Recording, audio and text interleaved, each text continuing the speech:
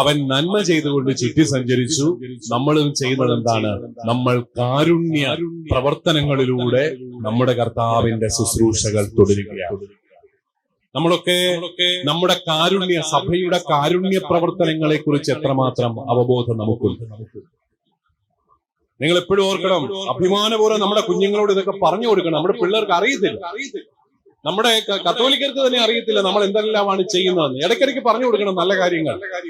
ഈ കേരള സമൂഹത്തെ തന്നെ നവീകരിക്കുന്നതിൽ എത്രയോ വലിയ പങ്കാണ് നമ്മുടെ സഭ ചെയ്തുകൊണ്ടിരിക്കുന്നത്.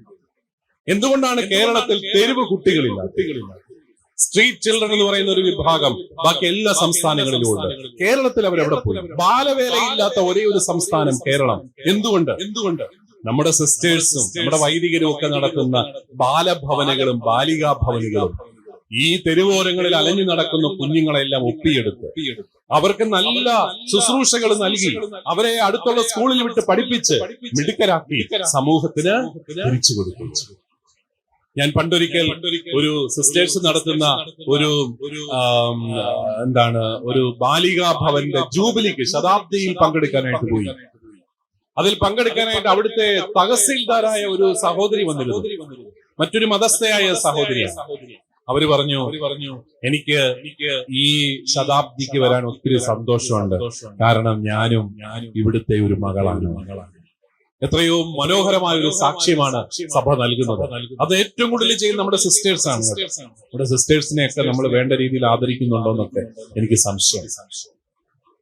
അവരൊക്കെ ചെയ്യുന്ന ശുശ്രൂഷകൾ കണ്ടാൽ നമ്മൾ ആരെങ്കിലും ആ കണ്ണു നിറയാതെ അവിടെ നിന്നൊക്കെ ഇറങ്ങിപ്പോകുമോ? ഈ മാനസിക രോഗികളായ സഹോദരിമാര് സഹോദരന്മാര് അവരൊക്കെ രാവിലെ എഴുന്നേൽക്കുമ്പോൾ അവരുടെയൊക്കെ ആ കിടപ്പുമുറിയിലോട്ടൊന്നും പോകാൻ പറ്റത്തില്ല. നമ്മുടെ ഈ മക്കളായ ഈ പെൺപിള്ളേര് ചെറുപ്പക്കാര് കന്യാസ്ത്രീകൾ അവര് പോയി അത് മുഴുവൻ വൃത്തിയാക്കി ഇതുങ്ങളെയൊക്കെ ശരീരമെല്ലാം ഒന്ന് വൃത്തിയാക്കി കുർബാനയ്ക്കൊക്കെ ഇറക്കിക്കൊണ്ടുവരണമെങ്കിൽ എന്തോ ഒരു ത്യാഗമാണ്.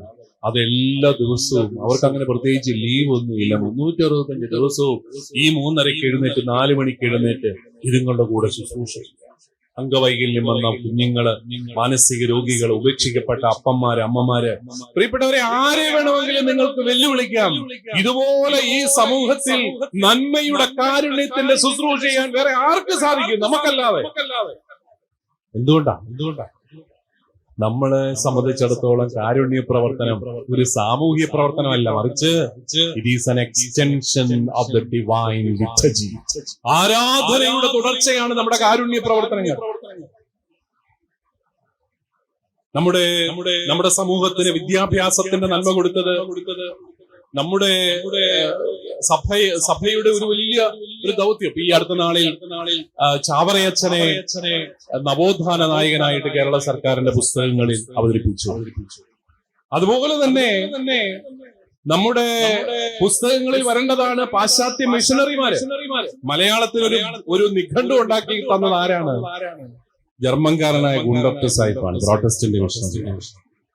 ഇറ്റലിക്കാരനായ കത്തോലിക്ക സന്യാസി അർണോസ് പാദ്രിയാണ് മലയാള ഭാഷയ്ക്ക് ഒരു വ്യാകരണം ഉണ്ടാകും. നമ്മളെ ലജ്ജിപ്പിക്കുന്ന പരിപാടിയായിരുന്നു. അവര് വന്ന് നമ്മുടെ ഭാഷ പഠിക്കുക. അന്നത്തെ കാലത്ത് ഒരു പുസ്തകം പോലും ഇല്ല.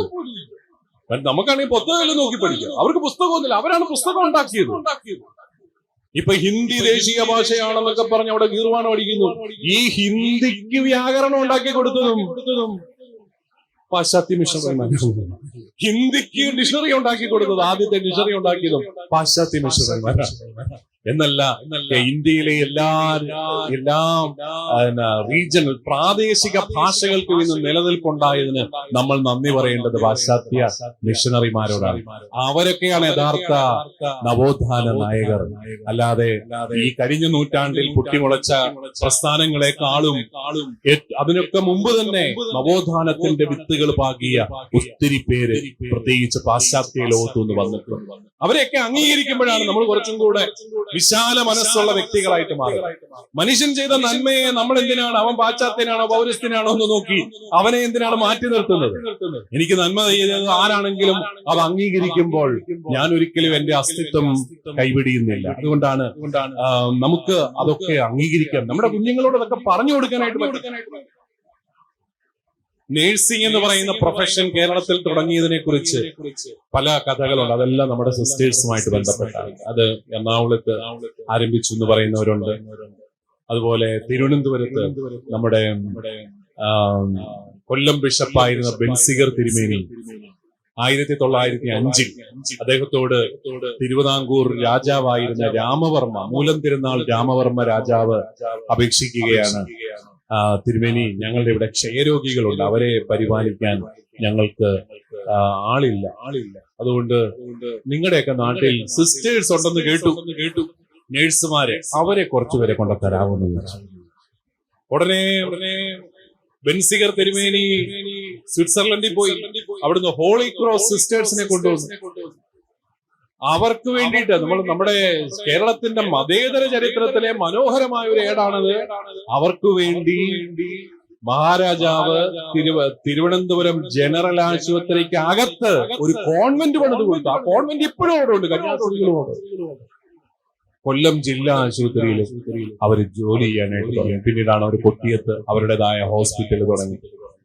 അവരെല്ലാം കൂടെ ചേർന്നാണ് കേരളത്തിലെ നഴ്സിംഗ് വിദ്യാഭ്യാസത്തിൽ ഒരു സിലബസ് ഉണ്ടാക്കിയതും സർക്കാർ അത് ആരംഭിച്ചതും എന്നൊക്കെയാണ് പറയുന്നത്.